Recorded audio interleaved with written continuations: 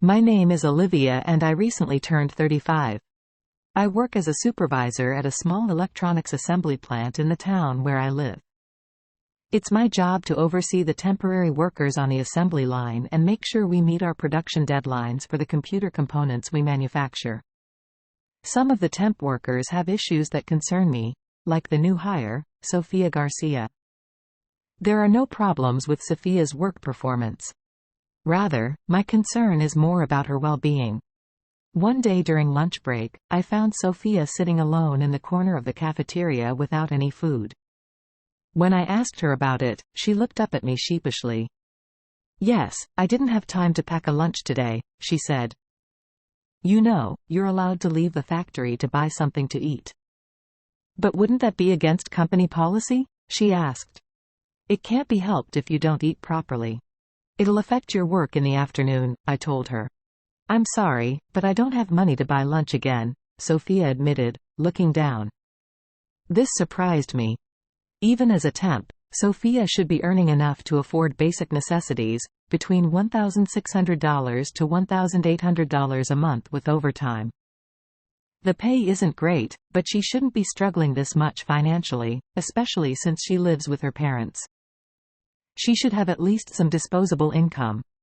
"Hey, are you managing your money responsibly?" I asked. Then I noticed her appearance. "And Sofia, you need to take better care of your hygiene and attire." Sofia had just graduated high school, but frankly, she looked unkempt. Even though she seemed to bathe, her uniform was dirty and worn out, and she had an odor, which prompted complaints from other workers. "I'm so sorry," she said, nodding weakly. "I'm not allowed to use the washing machine at home." "That can't be true. Look, everyone's getting upset, so please come to work clean and properly dressed starting tomorrow, okay?" She agreed, but at the time, I had no idea the dire situation she was actually in. That night, after work, I vented to my husband Mark about Sofia as he made dinner. "She doesn't bring lunch, she's careless with money, and to top it off, not even washing her clothes. Don't you think that's ridiculous?" I ranted. "This again?" Mark sighed, his expression darkening. I'd been complaining to him about Sofia quite a bit lately. He was probably tired of hearing it. But then he said something I didn't expect. "Olivia, have you considered that maybe Sofia is being mistreated by her parents?" "What do you mean?" I asked, taken aback. Mark then shared some disturbing rumors that had been circulating in our neighborhood.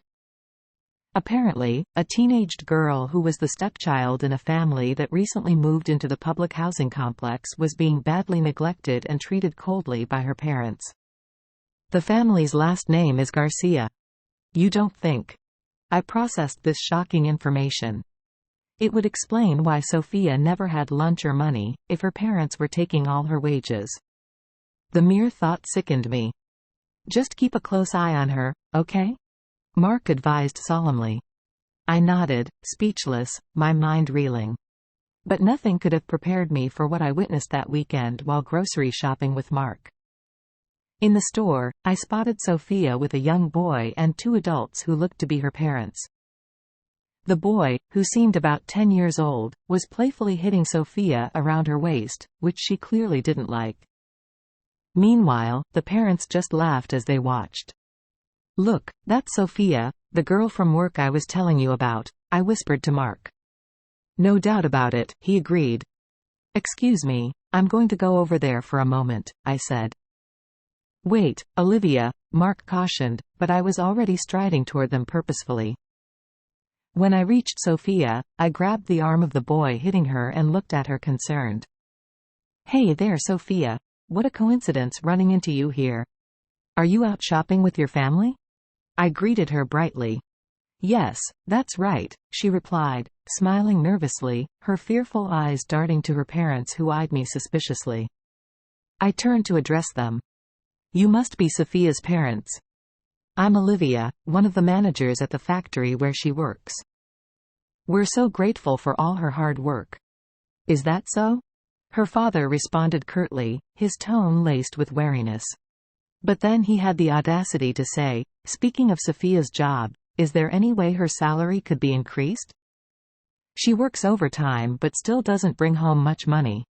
Anything you can do about that? I was floored by his shameless request. Then the mother piped up angrily, "Yeah, you're lucky we let our daughter work for you, so you better pay her more." The boy tried to yank his hand from my grip. "Let me go, you hag." I released him, scowling. "Fine, but don't give me attitude, kid." He scampered back to his parents. "Dad, you should beat up this rude lady." The father laughed heartily and crassly at his son. "Not here, buddy. We'll deal with her later." Appalled, Mark tugged at my sleeve, signaling for us to extricate ourselves from these toxic people. As we walked away, ignoring the boy's continued taunts, Sophia watched us go, her eyes filled with a desperate longing that haunted me. The next day at work, Sophia approached me. "Olivia, I wanted to thank you for yesterday," she said shyly. "No, I'm the one who should apologize. I had no idea what you were going through.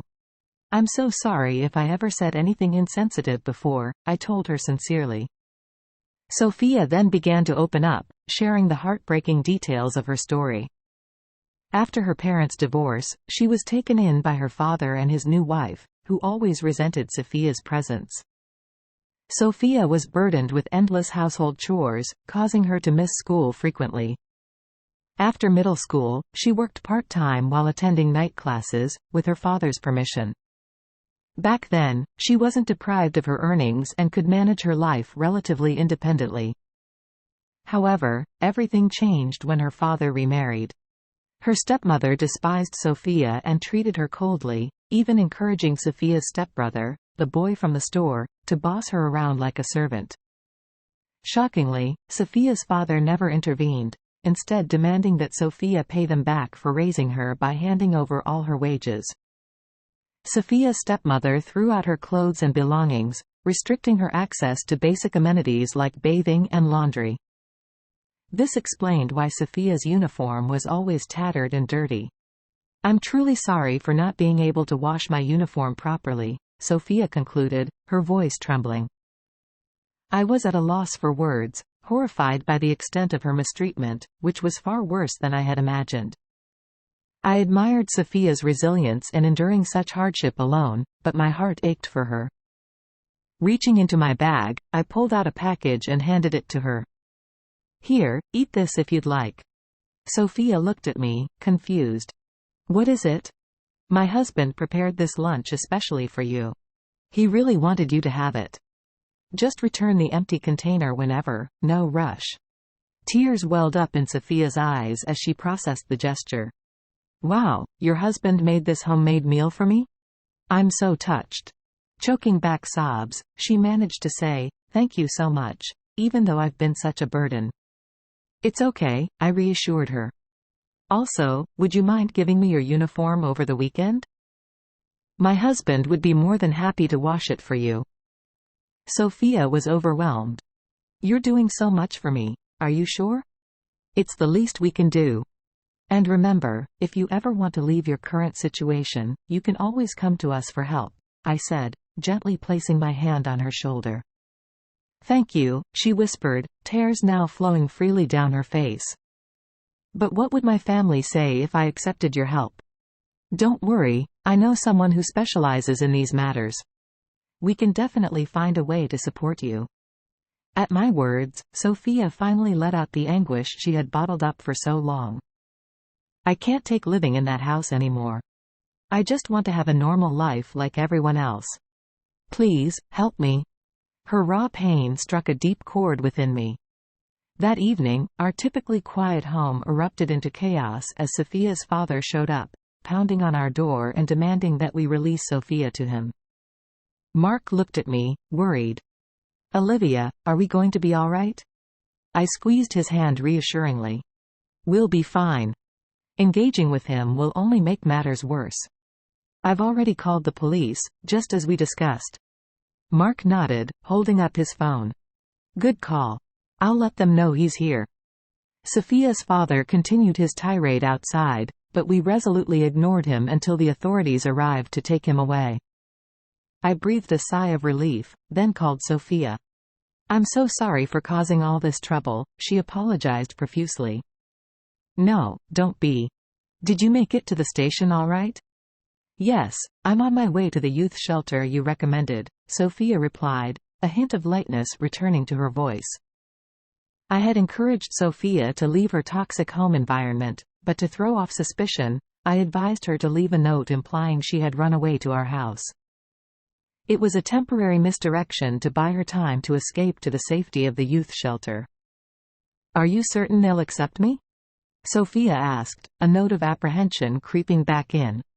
"Absolutely. Helping kids in situations like yours is exactly what they're there for." "I can't thank you enough," Sophia said, her voice thick with emotion. "You've done the hard part, Sophia. You were brave enough to ask for help. Now, it's up to you to build the life you want. It won't be easy, but I know you have the strength to overcome any obstacle." "Can you do that?" "Yes, I can. I will." Sophia's voice rang with a newfound determination. "Oh, I've arrived at the shelter. I should go now," she said. "All right, take care of yourself, Sophia. Remember, we're always here if you need us." "Thank you, for everything, Olivia." As the call ended, I smiled at Mark, who had been listening intently. "She's going to be okay. She has the courage to forge her own path now." In the days that followed, we learned that the youth shelter had reported Sophia's parents to the authorities, launching an investigation into their abusive behavior. Meanwhile, Sophia's stepbrother was placed in the care of his biological father. At work, when Sophia's absence was noted, I simply informed everyone that she had moved on to new opportunities. And as the years flew by, Mark and I stayed in touch with Sophia through regular phone calls, celebrating her milestones and offering support during challenges. One crisp December morning, a holiday card arrived from Sophia, catching us by surprise. Inside, a photograph showed Sophia beaming alongside her husband, a kind-faced man with warm eyes, and cradled in her arms was a beautiful baby girl, no more than a year old. The tender scene radiated pure joy and love. As I read the handwritten note on the back of the photo, my heart swelled with happiness. Sophia shared that her daughter had been born healthy and strong the previous year.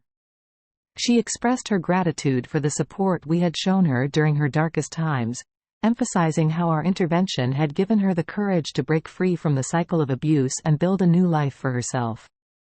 I passed the card to Mark, watching as his face lit up with a proud smile. "We have to send them a gift to celebrate," he declared, already reaching for a pen and paper to jot down ideas. While Sophia had endured unimaginable hardships, she had emerged stronger and wiser, ready to embrace her role as a mother and create a nurturing environment for her own family. I had no doubt that she would pour all the love and care she had been denied into raising her daughter, ensuring that the cycle of abuse ended with her.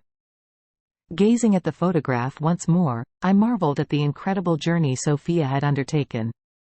From a timid, neglected teenager to a confident, loving mother, she had transformed her life through sheer determination and the power of human connection.